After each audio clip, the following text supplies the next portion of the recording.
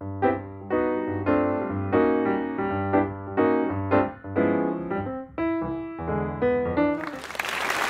welcome back, everybody. We're calling this segment Coffee with George. Feel free, everybody, to start by saying, "Oh my." I want to start our discussion, George and Brad, and I should introduce also Emerson, my husband. He's my husband.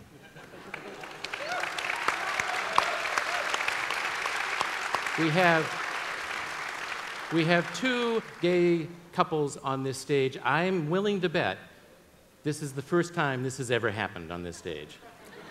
Well, I don't know the history of the stage, but I think you're probably right. Let's hope that it's not the last time. I know it won't be the last time. Good. I'm wondering, George, what are your thoughts on what it has taken to get our country, the United States, and this country, Japan, to this point where we can talk openly about being gay men, about talking about equality, about our rights? What has it taken to get us here, sir? Well, I think it's been the people of both your country and ours getting enlightened and starting to change your society. I was taken when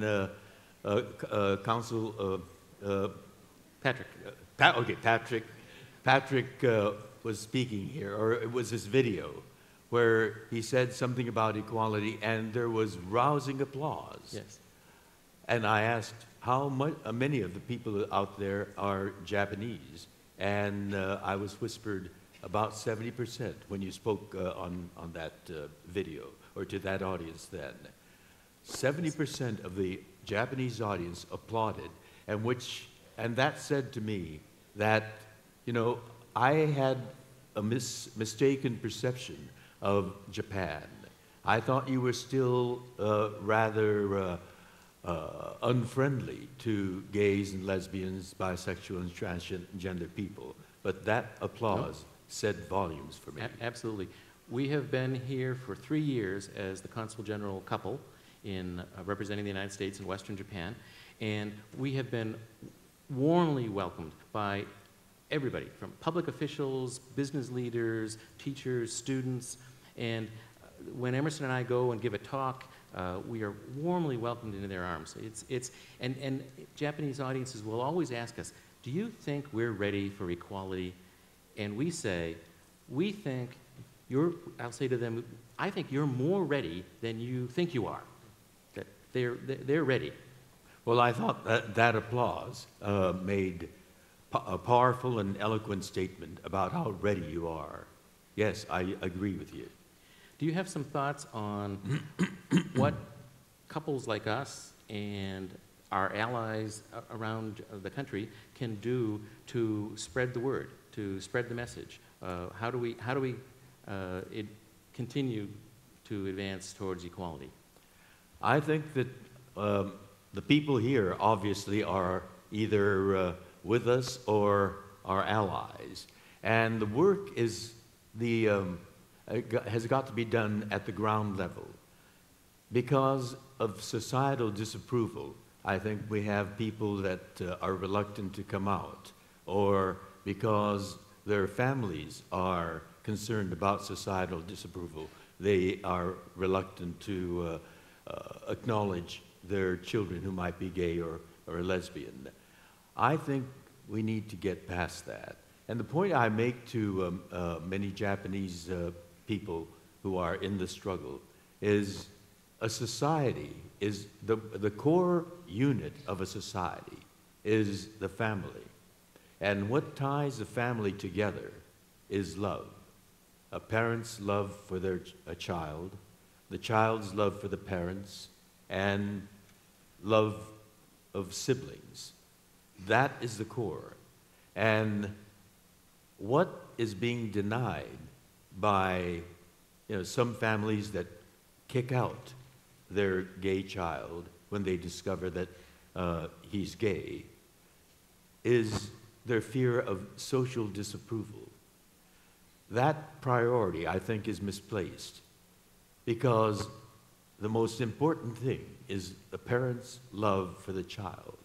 Yes, the child is different, as you said in your speech so eloquently. And that difference should make that parent love that child even more. As you said, they might have a child that's very tall or very short, and the parents love that child even more. They're just different. And so that love has got to be the thing that's important, not social disapproval, not fear of disapproval. I think the strongest thing has to be that natural parental love. It is unnatural to reject a child because of that disapproval. And I hope that you all work to change Japanese society, but not only that, to share the same rights that you have as straight people with your children. Right now, it's legally denied gay and lesbian, bisexual, and transgender children. And that's our struggle in America. And we are making progress. Because of the Supreme Court ruling last summer, today, 19 states have marriage equality. That's almost half the country.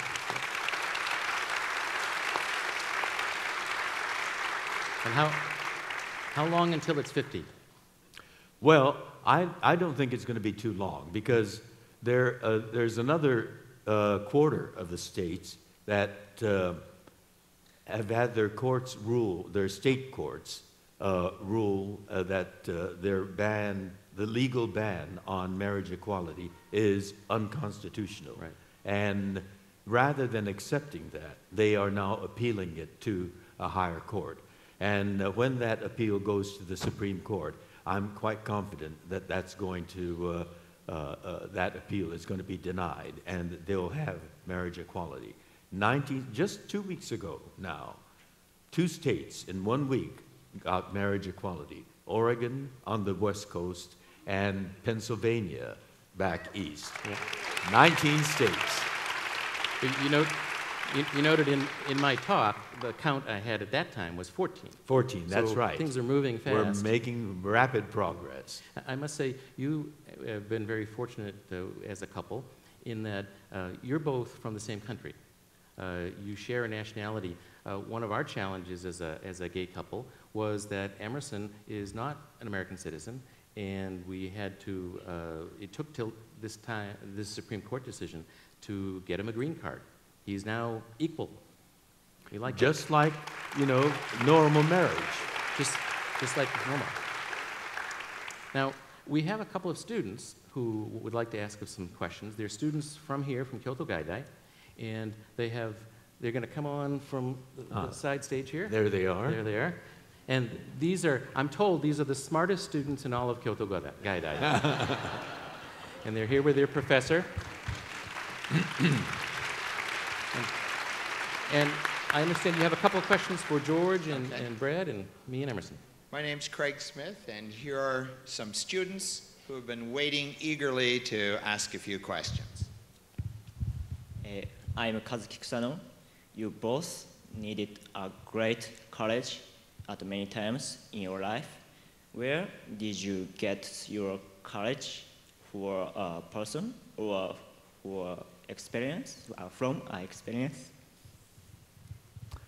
Well, as I said in my talk, my father told me about the young Japanese Americans. They did an amazing thing. It took enormous courage, but also belief in the ideals of American democracy. And they fought. Many of them died on those bloody battlefields. And my father said, they left you a legacy.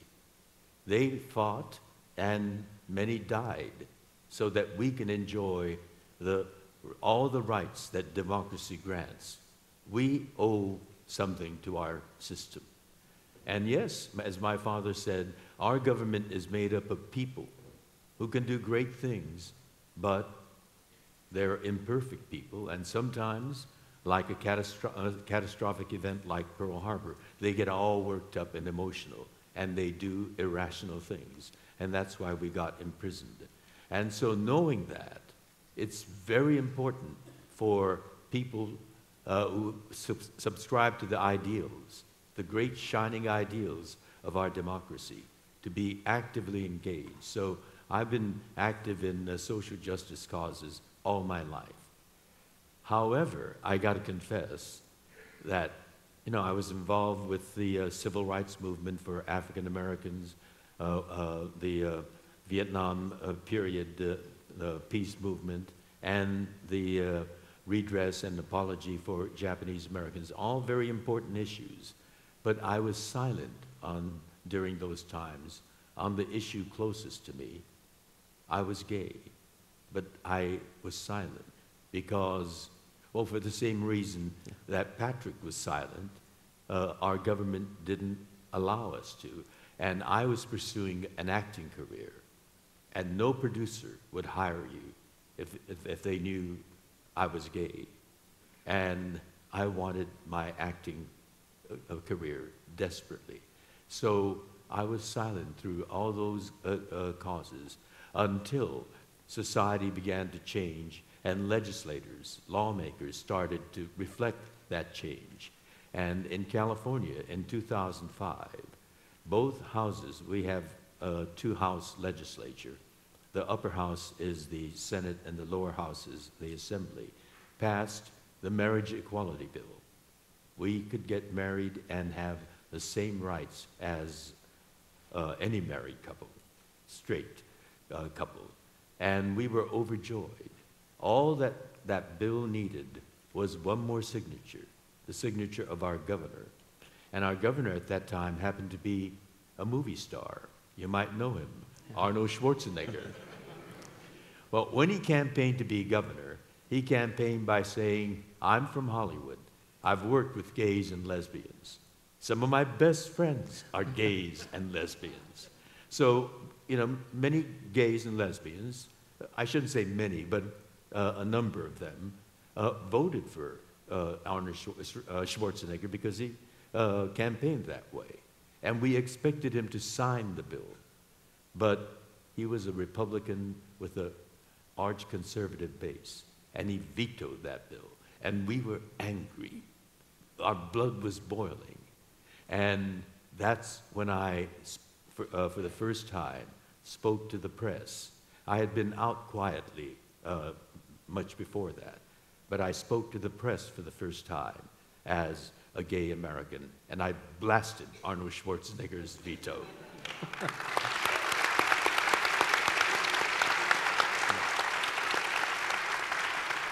I think it's an excellent point, George, about I mean, we didn't just drop on this stage as two gay male couples. We stand on the shoulders of giants, people like Exactly. Harvey Milk and Matthew Shepard and all of the people who've gone before, Edie Windsor, who've set the examples that we can follow. So we get our courage, I think, from those who came before and those who spoke before, and follow their example. We have the next question. I am Sae Honda. Today, so many people heard your speeches. How do you hope your speeches will change your audience? And do you have other goals you want to achieve? Well, the heroism of the young soldiers that went from the camp and fought for America really changed not only the Japanese American community, but America, because they looked at Japanese Americans with a new eye, and we started getting all the rights of full American citizenship. It changed our lives. And I think the same kind of change can happen in Japan.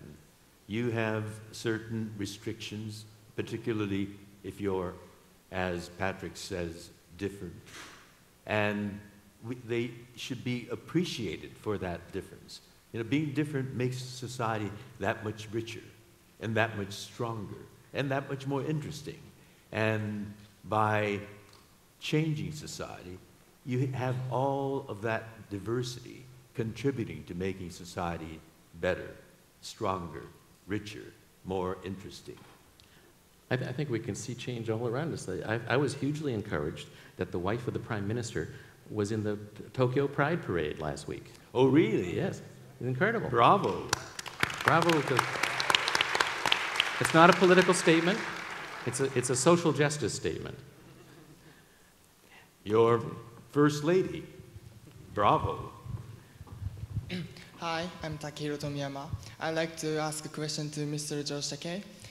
When you were a child, your whole family were put in internment camp, actually a prisoner, at the wartime between Japan and US. Do you think this thing could ever happen again in the US, or the part of past never to be repeated? Thank you. We hope that it never happens again. It's important that we learn from history.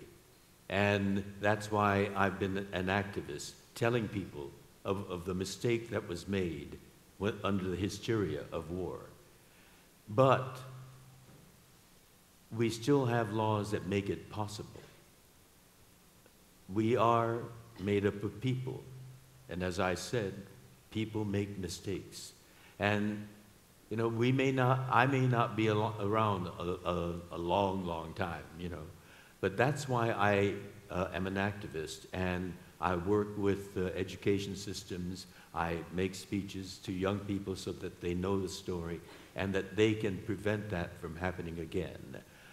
Our ultimate goal is to have a law that says you cannot arrest people with no charges, no trial, with no due process. That law is still on the books, and we are working to get that changed. It seems extraordinary that until the 1950s and 60s, when we were young, you could still be arrested just for being gay. That's right. They used to raid bars where gay people would gather. Emerson and I could just be standing there having a beer, and we'd be arrested just for being gay. That's right.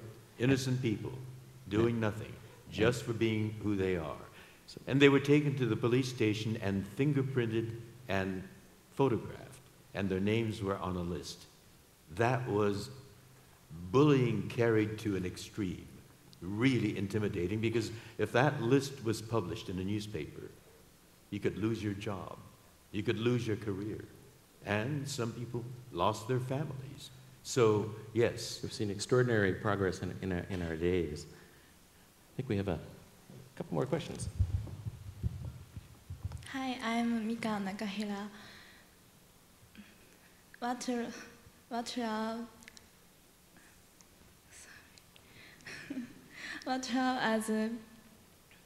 an actor, I'm most proud of now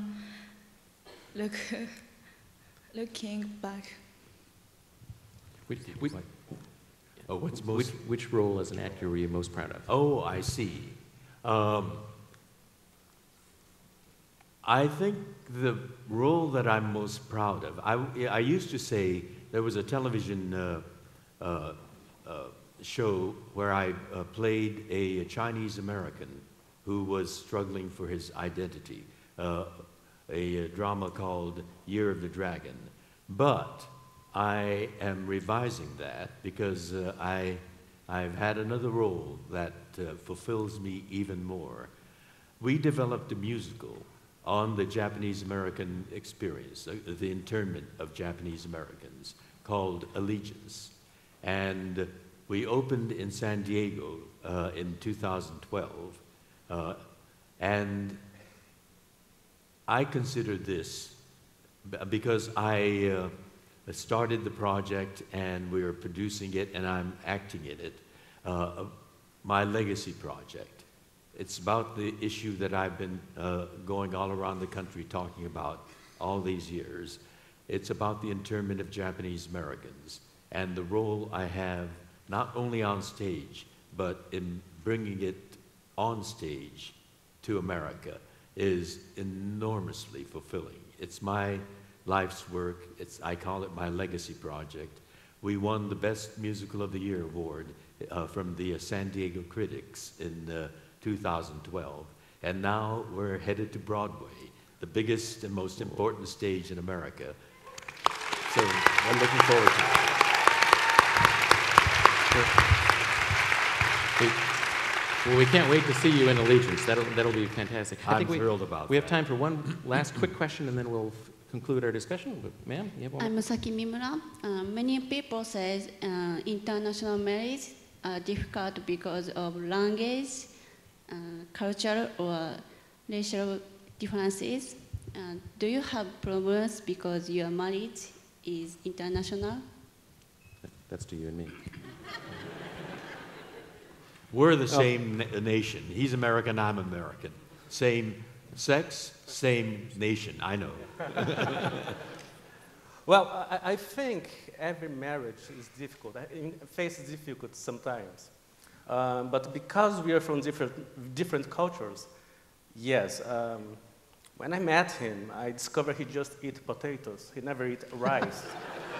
I thought he would die soon, you know. I said, he cannot survive on that. And I thought that was weird. Thank you, dear. But then I learned, but then I learned his customs, and like he learned mine. Languages also can be difficult because sometimes you want to say something the way you think, and sometimes I think it's difficult in English for me. If it was Portuguese, I would find the right word, and. But love overcomes a lot of these problems, and it's not just a gay or international, it's any marriage has some difficulties. Yeah. Brad, do you have something? George and I both lived in Los Angeles when we met each other nearly 30 years ago, and so we both think of each other as Californians. And we travel internationally, but our backgrounds are very similar in so many ways. And the main thing about being married to George Takei is it's about love. And we've been together as a committed, loving couple for 27 years, traveling the world. And one final thought, we were legally married in the state of California 6 years ago. So I'm the luckiest man on the planet Earth.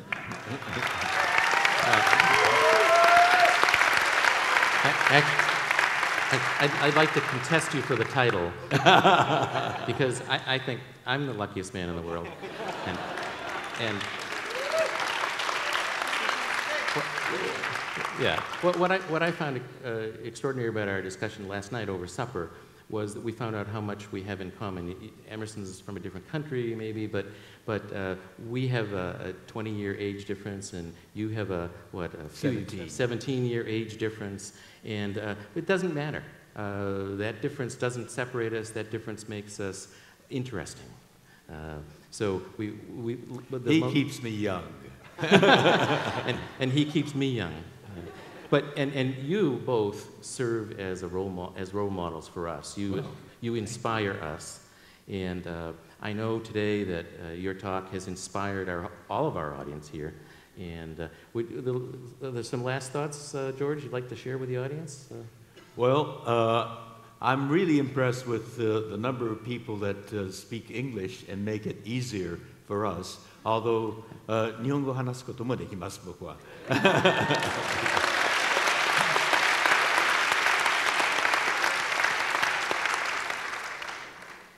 文化も経済も政治ももう世界的です。インターネットがあるし、またはジェットプレーンで行ったり来たりすることができるので、世界は小さくなってきてるんです。ですけれど、言葉が大切ですね。日本の方々、英語を習ってアメリカまたはイギリス、オーストラリアに行って楽に観光するまたは商売する、または日本の文化を持ってきてくれる、そういうような世界になってもらいたいです。ですからぜひアメリカに勉強しに来てください。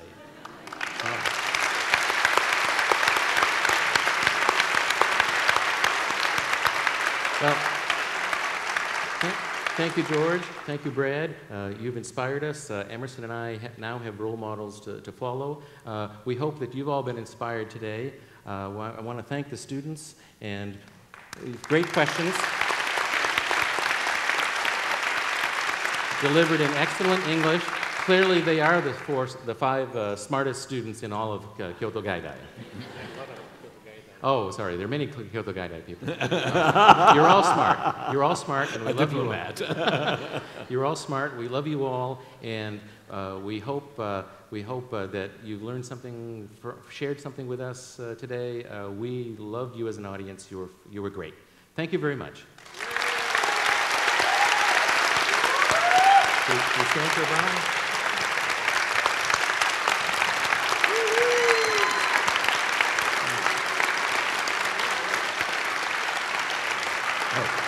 Brother.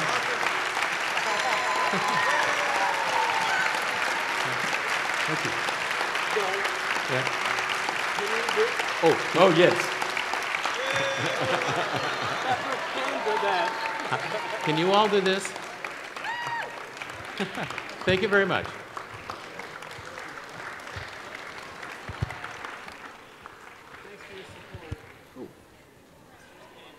Hey, how are you?